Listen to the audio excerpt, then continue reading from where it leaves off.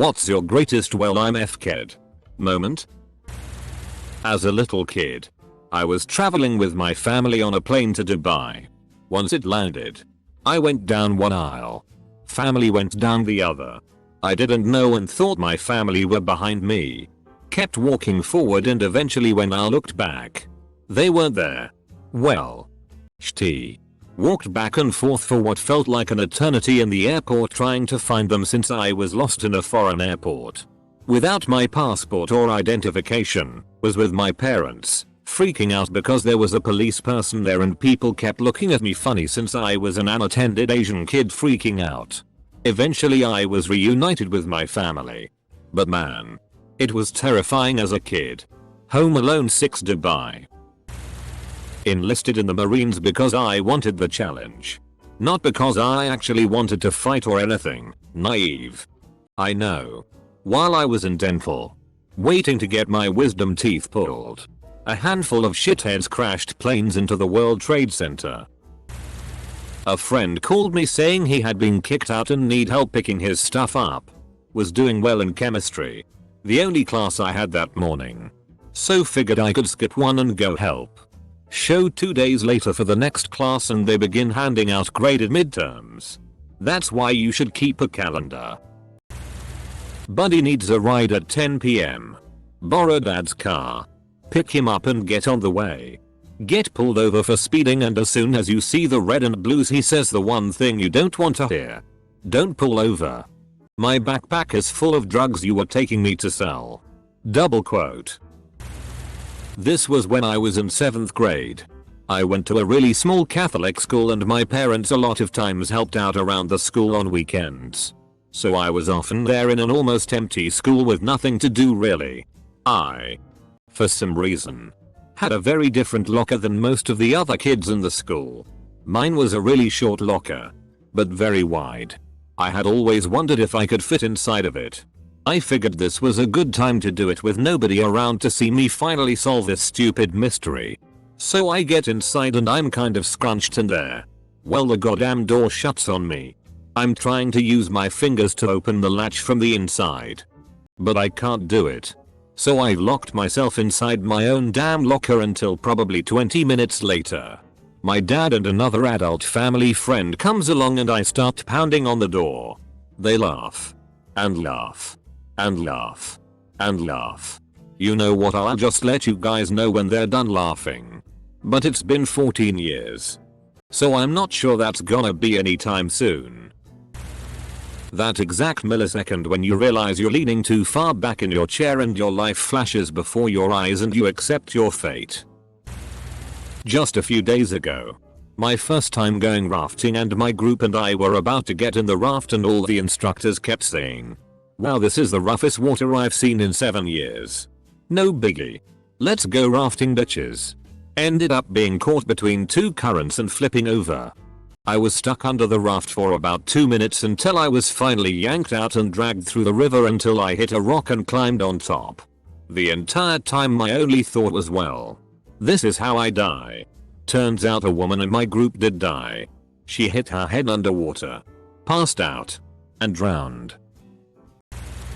Woke up at 9:15. Final exam started at 8:45. I would literally just start sobbing. When I got caught shoplifting, I was a little shit from the local supermarket and they called my school because I was moronic enough to wear my school uniform and get caught. The school dean came to the shop, noticed who I was because and what my name was because we sorta knew each other and they rang my parents.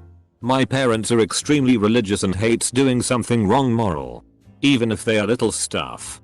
Safe to say, I got yelled at by my dad but he didn't hit me, thank fuck. Although I deserved it. My best friend at the time also got caught. And he said he got a massive smash by his 6'4" father. I was working at an animal shelter when we got a meth addicted Rottweiler in. She lived in a home with 2 meth addicts and makers. She was a trained attack dog. And she was also detoxing. Needless to say, she was pretty vicious. The officer that brought her in went with me to put her in her isolation kennel so he could take photos for evidence or something. When I got her in the kennel and loosened the loop on the catch pole, she managed to barge her way out of the kennel and now she's loose in the isolation room with me and the officer. I get her to stop moving and I'm about to slip the catch pole around her neck when the officer tries to be a gentleman by grabbing the pole and trying to get her under control. She redirects her aggression and chomps down on my inner thigh and starts to shake. Thankfully I was able to reach down and give her neck and head a big hug so she couldn't move and she let go. The officer got her on the pole and took me to the hospital. Now the city cops won't pull me over as a sort of apology. At least not for speeding within a reasonable amount over anyways. TL. Doctor, I got bit by a meth addicted Rottweiler when the officer tried to be nice by taking my catch pole. I have two. The first was when I got shot by the cops. The time between knowing I was hit and the pain setting in. Luckily it was a beanbag round. The second was when I had to stand up to a guy who was as tall as me. I'm 6 feet 9 inches, but was heavier because of all of his packed muscles. He fried his brain on steroids and was wanting to beat the woman standing behind me to death. Mental facilities in the US suck. He was fuming. Had already knocked one other guy out. And could have easily torn me to pieces. But he didn't. He stood there, staring into my eyes, fuming. I forgot what I said to him. I think I went into shock. I was so scared, but managed to not freak out until the orderlies arrived minutes later. Tackled and cocktailed him. As soon as I knew I was safe, I broke down and started bawling like a child. Helping my parents out in the garden age 12ish I suppose. They had me breaking up these big bits of wood for some reason or another. I found a big metal pole and thought it would be a great idea to use that. But it snapped on the first hit and hit me in the face then the shoulder. At first I thought I was gonna go blind. So I ran to the mirror screaming to see what I'd done. Small cut on face. Huge bone deep gash on shoulder. Calmed right down. Pretty much just sat down and thought at least it wasn't my eyes. It was pretty damn close to my eyes. Went on a bender while on a business trip to Japan. Managed to pass out in someone's front yard and was woken by the police at 5 AM. Taken to police station and during the process they found a small amount of cocaine on me. I knew I was FK'd and looking at a long stint in a Japanese jail. Life flashed before my eyes. The whole bit. The lower level cops called down a more senior detective and showed him what they found. He gave an almost imperceptible shake of his head. They made me throw it in the bin. Then just sent me on my way. To this day, it shocks me what a close call that was. So I went in a roller coaster and this guy comes to shove air out of my lungs as he attempts to make sure the mechanism has me secured. The usual. Then as the ride starts and I'm about out of hearing distance, I test the brace again out of boredom more than anything else. It wasn't locked. I could lift it to above my shoulders. My first thought was okay. This is how I die. Kind of expected it. Really? Double quote. And then we pass that slow part where you're just climbing a slope. Not wanting to fall. I grip the brace as close to the hinge as possible so the centrifugal force doesn't accidentally open it. I guess the really lucky part was that this ride didn't make any loopings or sharp turns. Just steep drops. After it all ended and I made sure I was still alive, I went up to the controller to tell him about it. His face lost color and the ride shut down. Still didn't even scream. Riding in the mountains. I see a crest in the road. Thought it would be fun to have a little airtime on my bike. So instead of braking I speed up. Hit the crest and catch some air. Only to see a pickup truck coming towards me. I honestly thought I would die. Couldn't brake and couldn't turn anywhere in the air. But the truck driver was a decent man and braked hard, turned away from me. Thanks man. Back in 2000 I was in 5-6th grade. Brand new computer, stupid porn websites changed my homepage of browser and installed toolbars. I thought I removed them and changed the homepage the night before. Next day while I was in school, dad turns on computer and homepage was changed back to that porn website automatically and toolbar was installed automatically again. I come back from school and dad tells me we need to talk but first let me go use bathroom. while he was taking a shit. I turn on computer and open that biggie Internet Explorer icon. Homepage and toolbar is back. I quickly change the homepage and remove toolbar. When he gets out if bathroom. Tells me to open that biggie I did and homepage was yahoo.com. He is like close it, open it again and yahoo.com again. He walks away without saying anything. That whole week I scrambled around on how to fix this issue knowing we just spent 2k on computer. That whole week I left the computer on so homepage will not change back to malware infected porn website. That whole week mom and dad tried to find a way to talk to me about it but they couldn't and they just let it go. I ended up reformatting the PC with the CD that it came with. Woke up on a Saturday morning and decided to blow off my phone for the weekend and turned it off. I watched TV. Playing some video games. That night I went out and got all the ingredients for a lasagna. Made it from scratch. Slept in on Sunday to about 1 PM. Watched TV in bed all day. Ordered a pizza for dinner. Really felt extremely rested. A TV show I watch comes on Sunday nights at 9 PM. Made some popcorn. Sat down at 8:59. And turned on AMC. Well, my show wasn't on. And holy FCK, it's Tuesday night. I worked over the weekend. Forgot and didn't show up to work Monday morning thinking IT was Saturday. I no showed to work for 2 days with my phone off. Was fucked. Went on a double date when I was 20. Took the girls to a lookout cabin in the Gatineau Hills. No imminent action so me and the dude got bored. We decided to climb down a steep hill to find a waterfall we could hear. It was 2 feet tall. Not worth it. Considering. Other dude has bright idea to climb up directly under the girls and scare them. This section is a sheer cliff but FCK it, we're 20 and invincible. Right near the top my friend points to a rock and says careful. This one's loose. He then proceeds to step on said rock and push himself up and over the edge. I get to the same spot and that particular rock is looking pretty handy. I assumed if it could hold my buddy's weight I could grab it for a quick second. I assumed wrong. The rock came straight out. Super slow-mo in my head. I'm fucked. 60 feet straight down. I should be dead. Instead. It's 20 years later and I'm tapping away my story on a handheld supercomputer while pooping. Life is grand. Kids. The moment I almost rear-ended a parking car going 50 km/h, 31 mph, on my bicycle. I was going downhill without a helmet on, smart. I know, when I suddenly noticed the parking car. I tried to brake but just ended up sliding my way towards it. Entering the road to go past it was not an option as cars were driving by. So of course I did it anyway. I somehow managed to squeeze between the car and the traffic. Slid my way along the parked car's side. Tore off the mirror and flew across the bonnet. My bike going the other direction. Miraculously I wasn't even bruised slightly. My bike was barely bent at all. So I just sat there and tried to process what just happened. I could have died easily that day. When I hit a patch of black ice and lost complete control of my car. Everything I learned in driver's ed and everything my dad ever taught me just blanked out of my mind like a blue screen of death. I just kinda sat back and went well shit.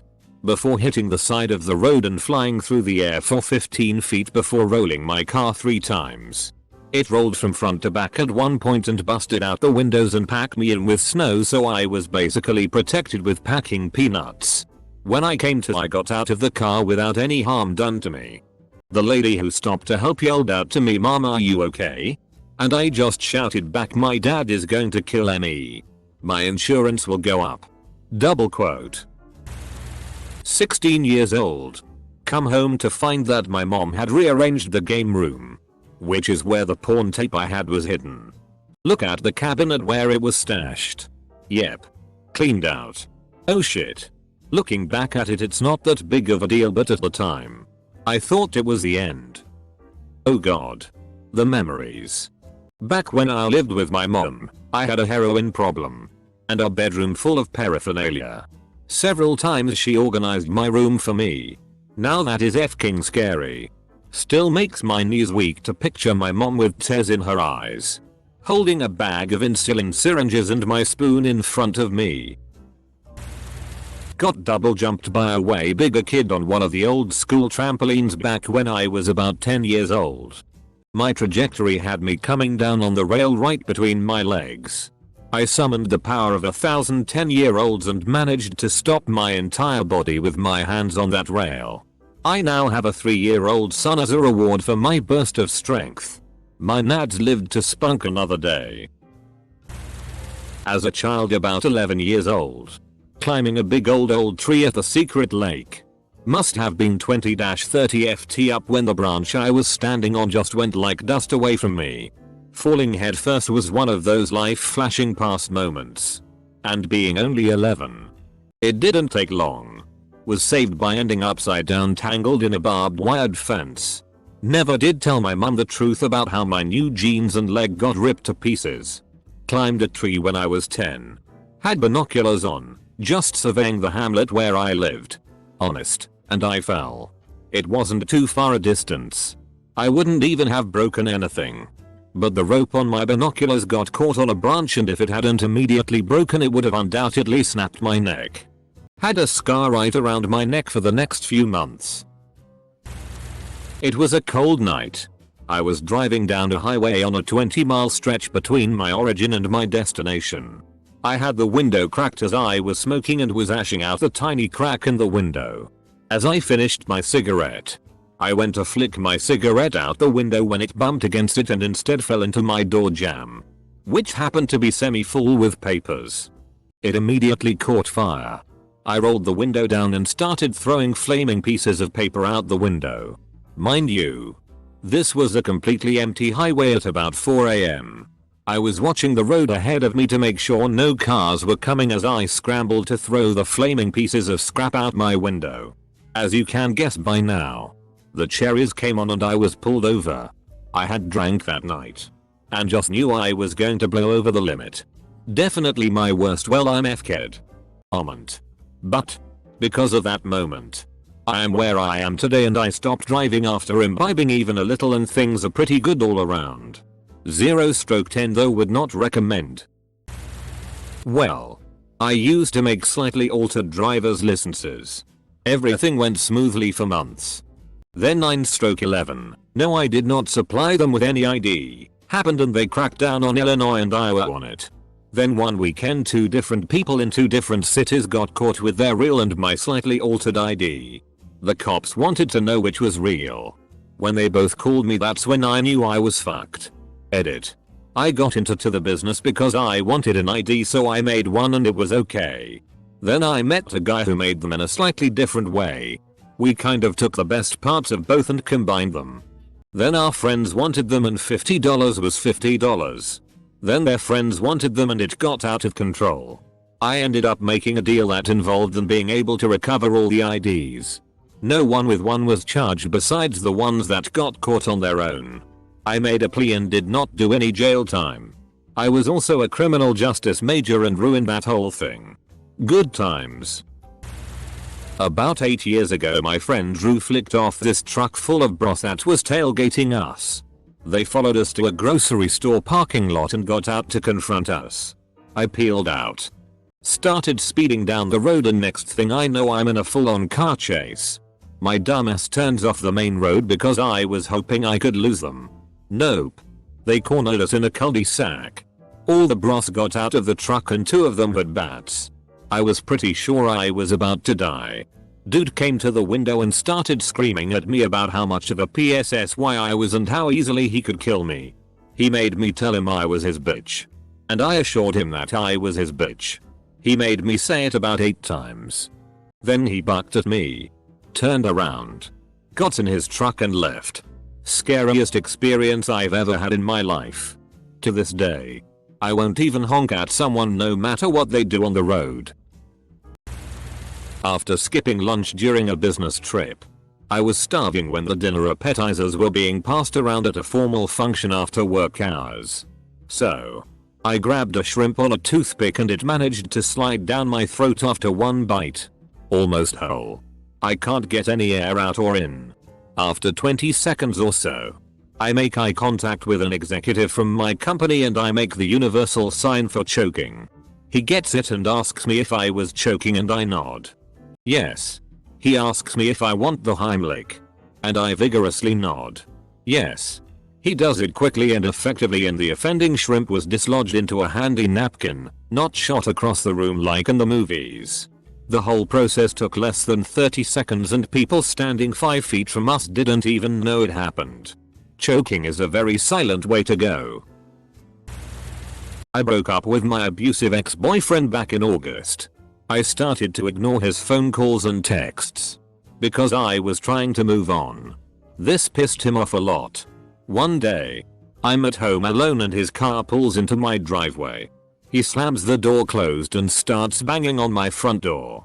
I'm about to dial 911 when it stops and I start to calm down a little bit. And then I heard the back door slam shut and him screaming my name. He'd jumped the fence and managed to get it unlocked. That was about the time that I figured I was fucked. I was riding my ATV down a road going 40 or 50 miles per hour. We had a snow day that day and the roads were terrible so no cars were out on the road. The road was mostly snow so my ATV was going on it fine but then I hit a patch of ice and started swerving back and forth. I lost control of it. For a split second I thought I was going to die because there were telephone poles on the side of the road I could fly into too. I ended up flipping the ATV but I flew off and landed safely in a snowdrift. Probably the luckiest moment of my life. I am pretty severely diabetic. Because of that I have bad circulation and am very susceptible to infections. Especially in my legs. I went to bed one night. We were going camping, my favorite thing in the world, the next day so I had trouble falling asleep. Once I finally did I slept for about 2 hours before waking up freezing cold and with terrible pain in my left leg. I woke my wife up because I was shivering so hard. She drove me to the ER. And they admitted me immediately. My fever was so high I was delirious and was fighting and growling at the nurses who were trying to get my vitals. My wife eventually calmed me down enough for them to do their job. I had contracted strep in my leg. If I had waited until morning to go to the hospital I'd probably be dead. I do remember thinking on the way to the hospital, before the madness set in, that this was the flare-up that was going to kill me. It was pretty scary listening to my wife tell me about my behavior with the nurses. Lunging at them when they tried to put a blood pressure cuff on. Biting at them when they tried to take my temp. It was more like having rabies than a skin infection. I don't remember that night at all. Only the stories. My best friend and I were about 10 years old. We'd often go to the elementary school to skate on the weekend because it had lots of cement walkways. One day, we noticed the teacher's lounge. I wiggled the doorknob and it opened. This was very cool. A forbidden adult place. So naturally we walked in. We didn't take anything but had a good look around. As we exited the lounge a cop car pulled up. We just about crapped our pants. The cop asked us what we were doing and we blubbered out just looking. He proceeded to get our names and phone numbers then put us in the back of his cruiser. By this time we are sobbing. He left us in there and went into the room and looked around. When he came out he let us out of the car. But we weren't home free. He told us to go home and that he'd be calling our parents soon. We went home and every time the phone rang I knew my life, as I knew it, was over. It was awful. This went on for a few days until I realized he was never going to call. That cop was smart. His punishment was far worse than anything my parents would have done. I had started selling mass amounts of ecstasy in Phoenix. I'm talking about 8,000 pills every 2 weeks. Life was great, was making more money than my parents made in a year in a week. I used to like to go shooting and one day had bought about 4,000 rounds that were sitting in the bed of my truck while I was driving around and all of a sudden I'm being pulled over. I instantly think it's just a nosy cop wondering why I have giant boxes of bullets in my bed. Then I notice it had not just one car. I pull over and when an officer approaches my window the lanyard he had around his neck said Drug Enforcement Agency. That's when I knew I was fucked. Double quote. I got pulled over on a first date when I was young. I had a suspended license and a warrant because of it. I knew what was coming as soon as I saw him behind us. Lights came on. I turned to the girl and said, "Well, I'm going to be arrested here. If you'd like to continue this date at a later time, take my wallet and come bail me out." I figured I was f-ked either way, but I had to trust her. So I handed her my wallet and waited for the inevitable. Sure enough, she drove my car to the station, paid the bail with my money, and then waited in the front for hours while I sat in holding being processed. Of course she told the entire staff that this was our first date and that I was really nice and on and on. Needless to say, the guards were ripping the hell out of me back in holding. They immediately started calling me first date. The topper of the evening was the intake guards printed her out a copy of my mugshot as a keepsake of our first date. I took it in stride. After 5 hours, I was released and we went on our date to a 24-hour diner and had a good time talking. Dated about a month or so longer, then went our separate ways. Nice girl. I still think fondly of her for being a good sport. At a friend's summer house, our parents went out for the evening, so he convinces me that we should get drunk off this vodka bottle in the freezer. So we mix it with pineapple juice, splitting it almost 50/50 in some tall glasses. The night goes on and we end up finishing the whole bottle. A 750ml bottle, and I drank a majority. Friend decides to get his dad's gin out. We drink that. A bit later the parents come home. Then I wake up in bed, look to my side and see the wall and floor absolutely covered in vomit. My friend turns to look at me and just laws and says, "Oh fuck." Regardless to say, my parents weren't particularly proud of me. Last night, my f-king cat locked me out my house. He jumps up at door handles a lot. I'd popped out for a smoke and could hear him jumping up at the handle. When I went to go back in, I couldn't open the door. He'd somehow turned the f-king key, just enough so that a spare key couldn't unlock it from outside. I was absolutely mortified. After several failed attempts to barge through, I had to ring the police, who came and battered the door down. The neighbors must think I'm some sort of drug lord or something. My first time being on a ship navigating in dense ice, Antarctic pack ice. We got stuck and couldn't budge. Nearest port was 2 weeks sailing away. Nearest ship was maybe a week away. After trying to nudge back and forth for 3 hours, I started getting nervous. I was not the navigator but a comms officer, so only observing. I went down to my cabin, pulled the survival suit out from behind my bunk, put on a second layer of wool, laid out my head torch, seasickness meds, snacks and spare glasses, and tucked them in the waterproof bag and went up to the bridge. Then I cycled all the batteries on all the emergency radios and made sure there were plenty of fresh spares. And I set the Pelican cases out on the bridge wing.